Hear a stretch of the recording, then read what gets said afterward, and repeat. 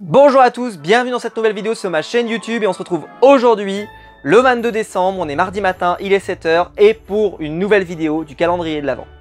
Alors je vais vous présenter un comics qui n'est pas vraiment dans l'esprit de Noël, on va pas se mentir, mais il fallait absolument qu'on en parle. Alors je sais, je vais juste parler d'un point au début, c'est qu'il y a eu beaucoup d'Urban dans ce calendrier. Alors déjà, bon, pour une raison simple, c'est que je lis plus d'Urban que de Panini et d'indépendants, pour des raisons de moyens, évidemment.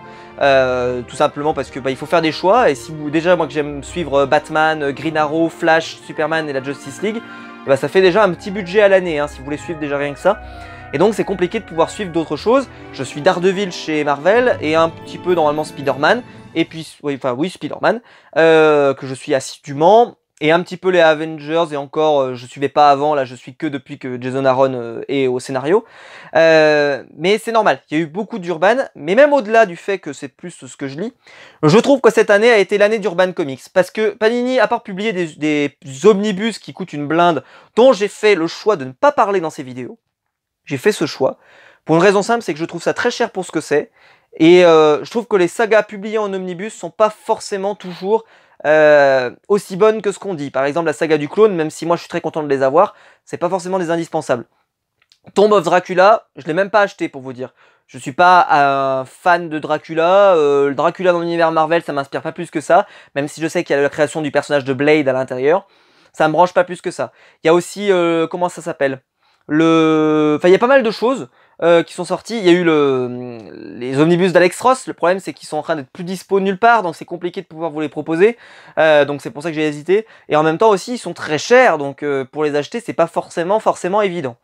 Moi, je trouve, au-delà de ça, qu'Urban, cette année, pour moi, ils ont vraiment fait l'événement. Parce que ils ont sorti cette année plein de choses événementielles. Alors, c'est aussi parce qu'il y a eu des choses qui ont été très très retardées, comme Doomsday Clock, etc. Ce qui fait qu'on a eu une année, mais c'est complètement dingue. Et l'année prochaine, il y aura Free Jokers. Donc, ça va être vraiment aussi une très très belle année pour Urban, mais cette année il y a eu vraiment des très très grosses sorties, c'est-à-dire que Doomsday Clock était très attendu, Curse of the White Knight était très attendu, The Batman Last Night on Earth était très attendu, même si moi j'ai pas forcément trop accroché, c'est pour ça que je voulais pas proposer, et arrive l'autre grosse sortie qui est sortie au tout début de l'année, enfin en tout cas le premier trimestre de l'année, premier semestre de l'année on pourrait dire même plutôt, c'est DC's. Alors DC's c'est sorti cette année. Pareil, grosse sortie d'Urban, ils ont sorti avec 4 couvertures, je sais qu'il y a des couvertures collector et des couvertures plus classiques, je sais que la couverture classique c'est celle de Superman, avec écrit DC's DC, celle-ci je sais qu'elle est dispo. Celle de Batman, je peux pas vous promettre, celle du Joker je suis pas sûr, et après il y en a eu plein, c'est-à-dire qu'il y a eu des couvertures qui sont sorties pour les... je sais qu'il y en a une de Wonder Woman par exemple, je sais pas si elle est toujours dispo. Il y en avait une pour la Comic Con qui était sortie, ou je sais plus quelle convention qui était sortie. Bon, au final, ils ont pas pu la diffuser, mais bon, c'est pas grave. Avec Harley Quinn par exemple, j'ai pas réussi à la voir. Moi, je suis très content parce que j'ai eu celle de Batman, c'est celle que je voulais. Elle est un tout petit peu plus chère d'ailleurs, parce que vu que c'est une couverture un peu exclusive, un peu plus rare, elle est un tout petit peu plus chère, mais j'étais prêt pour avoir cette belle couverture, j'étais prêt à les mettre. Alors, de quoi ça parle DC's? Alors comme je l'ai dit, donc pour moi DC ils ont fait vraiment l'événement cette année, et DC's justement ça fait partie de ces événements sur lesquels on miserait pas un centime, parce que moi les zombies j'aime bien, mais c'est pas forcément mon truc, c'est à dire que ça dépend. Et en fait je trouve que ce comics ça pourrait être le prolongement de la série Justice League qui a été créée par Geoff Jones pendant les New 52, où à la fin, si vous ne le savez pas, c'est pas un spoiler parce que c'est sur le nom des tomes, à la fin il y a la guerre de Darkseid, c'est-à-dire que Darkseid arrive sur Terre et fout le bordel. Bon, et ça pourrait presque être la suite si Darkseid, une uchronie, si Darkseid avait gagné. Qu'est-ce qui se serait passé? Eh bien, il aurait pu répandre un virus mortel sur le monde, ce qui est d'ailleurs très très drôle quand on sait ce qu'on a vécu cette année, un virus mortel qui va transformer les super-héros en des gens, et tout le monde d'ailleurs, en des gens assoiffés et morts de sang, et donc certains héros vont y échapper, et vont donc devoir se défendre contre leurs propres amis, et ça va donner un comics extrêmement blockbuster, très blockbuster, c'est-à-dire que vous n'avez besoin d'avoir rien lu d'autre, comme je vous le dis au tout début. Je vous montre, première page, hop, vous voyez notre ami Darkseid, je ne vous mens pas.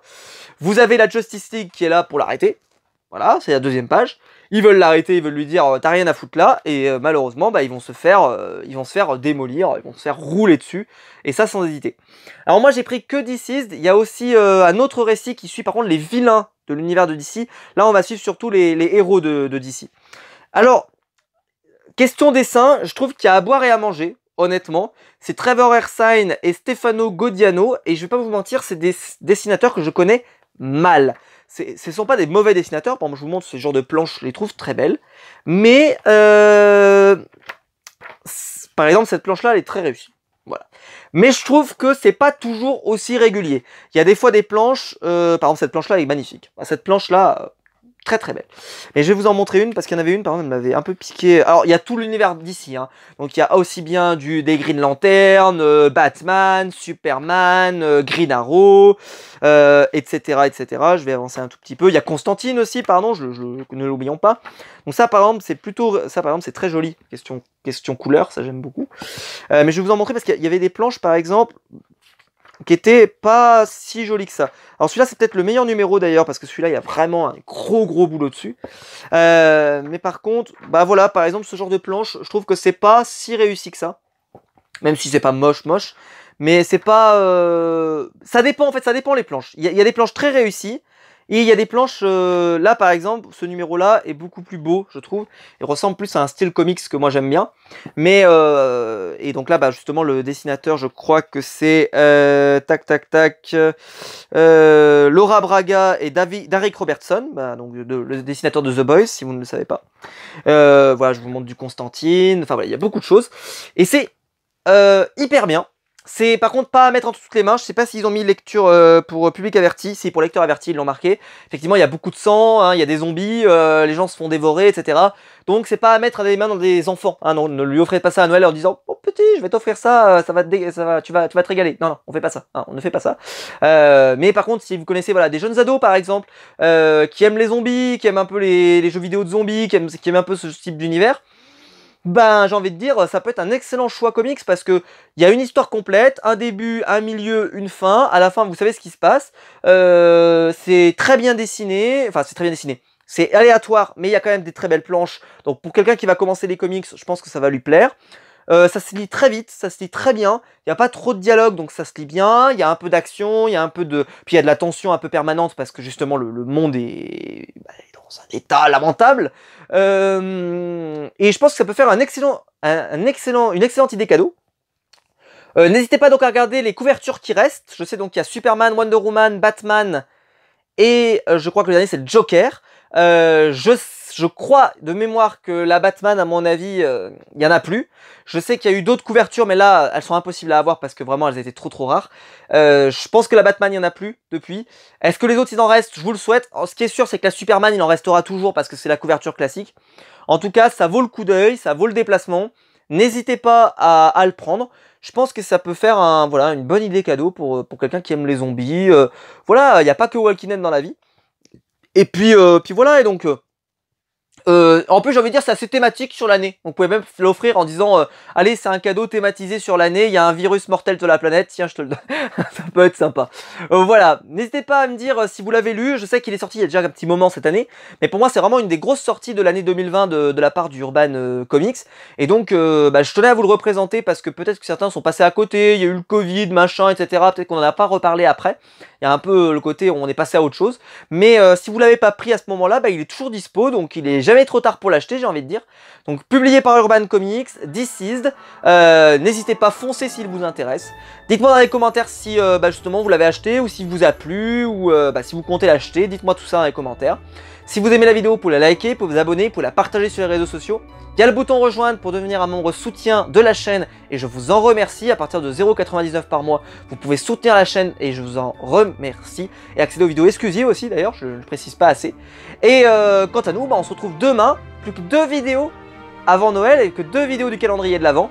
On arrive au bout. Mais c'est un plaisir de faire ces vidéos tous les jours. Donc on se retrouve demain matin à 7 h pour le 23 décembre et la nouvelle vidéo du calendrier de l'Avent. Allez, ciao!